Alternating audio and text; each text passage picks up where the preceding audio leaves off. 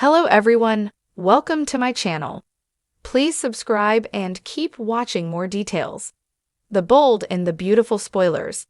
Eric toasts the crowd while Brooke and Ridge enjoy a boat ride together. The previous episode of The Bold and the Beautiful saw Eric, Ridge, and Brooke heading to Italy, as did Nick. On the other hand, Steffi prepared to leave town with Beth and Hayes, needing a break from all that transpired off late. Bill had regrets about his part in the whole Luna and Liam drama. The episode on Tuesday features Forrester Creations teaming up with famous Italian designer Lisa Beccaria for a fashion show. Hosted on the La Canzone del Mir Terrace in Capri, the event is about to be a hit. With gorgeous backdrops and stunning fashion, this is set to be a whole dream. Global fashion meets Italian views and some luxury summer fashion. How elegant will the new collection be? And there's Eric who toasts the crowd. The patriarch of the Forrester family will raise his glass and toast to all the people, thanking them for the attendance and excitement for the fun event. And then last but definitely not the least, Brooke and Ridge enjoy a boat ride together. It's the perfect setting for Brooke, who has been desperate to get back with Ridge. She has been begging him to reconsider and give their romance another chance, but he has rejected her advances and tricks.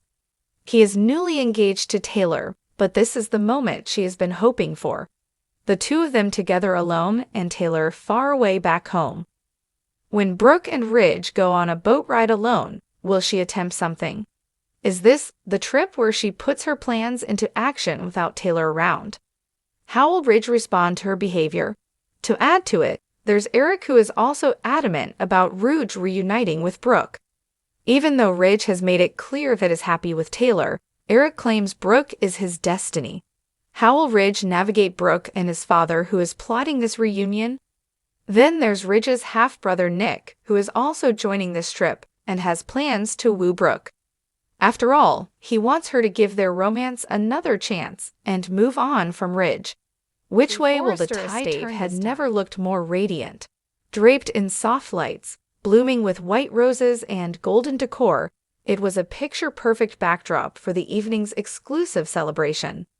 A gentle breeze swept across the grounds as waiters in crisp uniforms offered champagne flutes and hors d'oeuvres to the stylishly dressed crowd of Les elite. The mood was buoyant, filled with laughter, clinks of glass, and the kind of casual joy that came only after weathering storms together. At the heart of it all stood Eric Forrester, towering in presence and elegance, his silver hair neatly combed back, a glass of champagne raised in his hand. He stood on a small stage set up near the fountain, his eyes sweeping over the guests, family, friends, even old rivals now putting differences aside, if only for tonight. This evening, Eric began, his voice both strong and sentimental, is not just about the legacy of Forrester Creations or the beauty we bring to the world through fashion. It's about something much deeper, resilience, unity, and above all, love. A gentle murmur of agreement flowed through the crowd.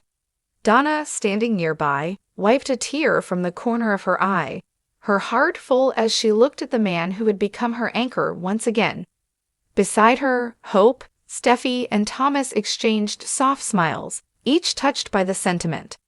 But as Eric continued his heartfelt toast, two of the most iconic souls of the Forrester saga were nowhere to be seen. Brooke Logan and Ridge Forrester had quietly slipped away earlier, their absence barely noticed amid the glamour. For them, tonight wasn't about crowds or speeches. It was about something more private, something still uncertain yet eternally familiar. Now, under the golden wash of the setting sun, the two of them drifted across the calm waters of the Pacific on Ridge's private boat. "I figured we've had enough of formalities," Ridge said with a smirk, his hands resting easily on the helm as the boat cut smoothly through the waves. Brooke leaned against the rail, her soft beige wrap fluttering in the ocean breeze. Her hair glistened in the light, her expression serene. "You always did know when to run away from the chaos. And who better to run away with?" She turned to look at him, lips curling into a smile. The tension between them, though softened over the years, still sparked when they were alone like this. No words were needed. The water, the wind, the silence between their glances, it all spoke volumes. As the boat slowed to a gentle drift, Ridge opened a cooler and pulled out a chilled bottle of wine. "Thought of everything?" he said, handing her a glass. "To what?" she asked playfully. He looked at her seriously now. "To us. No labels, no timelines. Just us." She clinked her glass against his. "To us." Back at the party, Eric's toast was winding down. The guests raised their glasses, cheering, their eyes shining. The legacy he spoke of wasn't just about fashion, and everyone there knew it. It was about the messy, beautiful, complicated lives they all led, and somehow, through all the betrayals, heartaches, and returns, they remained a family. Hope leaned toward Liam. "They're probably on the boat, aren't they?" Liam nodded. "No doubt." "You think it'll last this time?" Hope considered the question carefully. "It's Brooke and Ridge. Their love story isn't about endings. It's about chapters." Meanwhile, on the water, the sun had nearly dipped below the horizon, casting streaks of pink and purple across the sky. Brooke sat beside Ridge on a cushioned bench, sipping her wine, wrapped in a soft silence that only years of connection could afford. "You ever think," Ridge began, eyes on the horizon, "about how many times we've done this? Run away from the noise just to find peace in each other?" Brooke nodded. "Every time, I think it's the last. And then, something pulls us back. It's more than fate.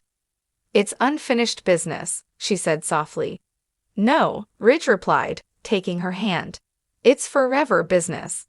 They both chuckled, the moment light, but underneath, deep emotion. They had hurt each other.